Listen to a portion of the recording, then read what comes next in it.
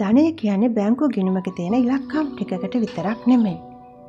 එය ඔබේ ආත්මයේ පවතින එක්තරා නිශ්චිත තරංග සංඛ්‍යාතයක්.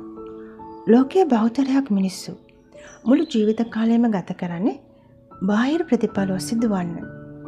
ඉලක්ක, වෙළඳ පොළවල් හා සමාජ තත්ත්වයන් පස්සේ හඹා යන්න.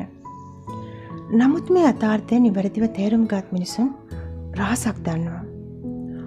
ඔබට අවශ්‍ය දේ කිසිවිටකත් ඔබ වෙත ආකර්ෂණය වෙන්නේ නැහැ.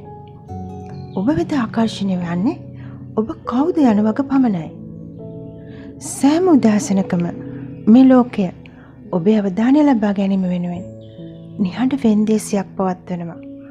ඔබ අවජූසැනින් ඊමේල් පරීක්ෂා කරමින්, ප්‍රවෘත්ති කියවමින්, හෝ කලබලයට නතු වෙමින් ඊට ප්‍රතිචාර දක්වන්න ගියොත් එතනදීම ඔබේ දවසේ තරංගය පාවා දෙනවා.